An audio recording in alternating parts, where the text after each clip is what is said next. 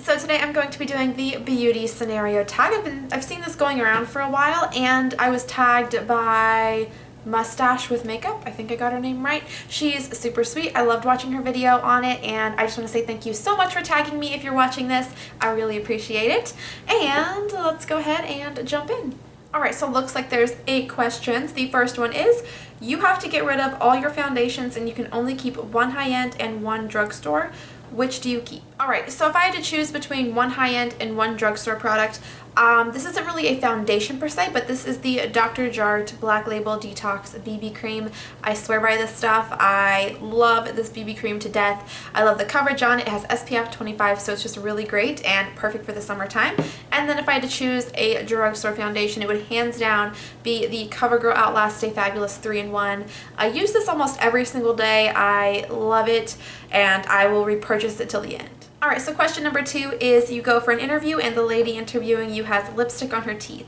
Do you approach the subject or ignore it completely? I would probably just ignore it. I would feel really awkward and bad. I don't know. I'm like torn. It's like, do I want to do the right thing and tell her?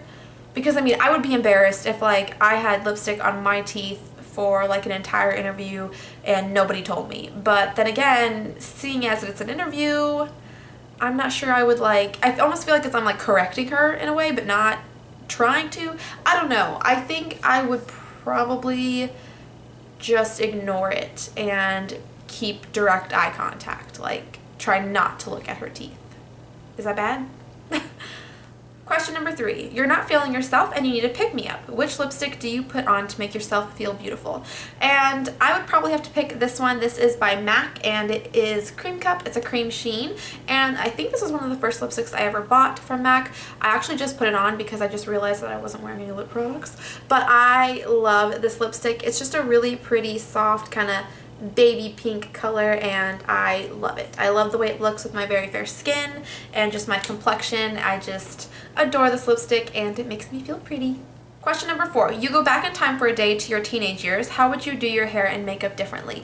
I would avoid black liner on the waterline. I would probably try to experiment with some liquid foundations because apparently I had no idea what those were. Guys, literally for high school makeup, I would wake up in the morning, I'd put on moisturizer, make sure there was no black like excess underneath my eyes. I'd use like a little bit of makeup remover. I'd reline them, apply some mascara, and use a pressed powder from CoverGirl to powder my face. Didn't do anything with my eyebrows, didn't do any eyeshadow. I had no idea what I was doing, and I just looked awful. I don't even doubt it. And for my hair, I would probably try to attempt more with it. I was really careless with my hair. Like, I didn't want to do anything with it really ever. I usually just let it go natural, or I would put it half up, half down, or I'd put it just all in a pony, or I was really big like in high school into the side swept bangs, like I think like more freshman, sophomore, junior year more so. So I was really big into bangs. Junior year was, or was it? No, it was sophomore year. Sorry, that doesn't matter. Anyways, sophomore year, I always had to have my hair straight. I was just really big into straightening it. And then junior and senior year, I just got a lot more lazy with it and didn't really do anything. So I'd probably go back and attempt some cuter hairstyles. Question number 5. You ask your hairdresser for a shoulder-length pixie lot haircut, but they hear wrong and give you a pixie cut. Do you A, smile, say thank you, leave, and call your mom hysterical, B, cry in the chair and things get awkward, or C, complain to the manager and demand a refund? First of all, let's all just agree right now. As traumatizing as it is to get a horrible haircut, we do all need to realize it's hair. It's gonna grow back. It's a-okay if they cut it too short. It's gonna come back. It's okay. But I get it, and for the sake of the tag, I would probably just awkwardly say, okay, this isn't what I asked for. This is awkward, but thank you, goodbye. And then I'd probably come home and cry about it. And I don't think I would address it to the manager. Like, it was an accident and it's hair, like I said, so I probably wouldn't make a huge deal about it. I mean, it's hair. I think I've said that like 5 times now, but it's gonna grow back, so I wouldn't want to make or get them in super big trouble for an accident when in like the bigger picture, hair's not that big of a deal. I just went really deep with a haircut. So anyways, moving on. Question number 6. Your friend surprises you with a 4-day city break and you have 1 hour to pack. Which do-it-all palette do you pack in your makeup bag? I chose the Rockstar palette from The Balm, and it's not like super like condensed or anything, but I feel like this would cover a lot of like grounds that I would need for makeup, like other than foundation and concealer. So you get some shadows, you have matte and shimmer in there, so I feel like I could use, I could work with this to kind of come up with like a really good neutral eye, and then it comes with a highlighter and a blush, and then down here it even has 2 lip color options. So I feel like this palette pretty much, does it all. Question number 7.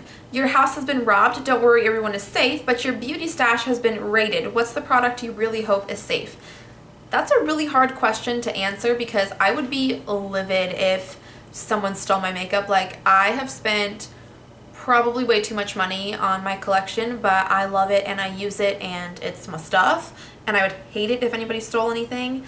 I think in general I would probably be most mad if someone stole my palettes, like my Naked palettes or my Lorac Pro palette, like blushes and stuff, like, singular things that I can probably get back, not a big deal. But palettes that like are from Urban Decay and stuff that are more pricey, yeah, I'd be a little pissed. The last and final question is, your friend borrows your makeup and returns it in awful condition. Do you A, just pretend you haven't noticed, B, ask them to repurchase it, or C, secretly do the same thing to something of theirs? No, I'm not going to get revenge on their makeup. I think I would probably, I don't know. I'm not huge into loaning makeup. Or just like, I don't know, I'm really weird with loaning things. Like, I've let people borrow books and movies and they've returned them in just horrible condition, and it really makes me mad because I spend the money on the product and obviously I'm trusting you with it. I would like to have it back in the same condition that I gave it to you. Like, I would hope you would be careful with it. If it was an absolutely horrible condition, like maybe like completely shattered, I might ask them to replace it just because I spent money on it and trusted you with it for you to just be careless, and that's kind of frustrating. But if it's like something simple like a packaging mishap or whatever, if the product itself is still intact, it's not that big of a deal. I'd probably just pretend like it didn't happen. Alright, so I hope that you guys enjoyed my beauty scenario tag. I will leave Mustache with the makeup, her video that she did, down below, so definitely check out her channel in that video. And thank you again so much for tagging me, and I will see you guys in my next video. I love you. Bye!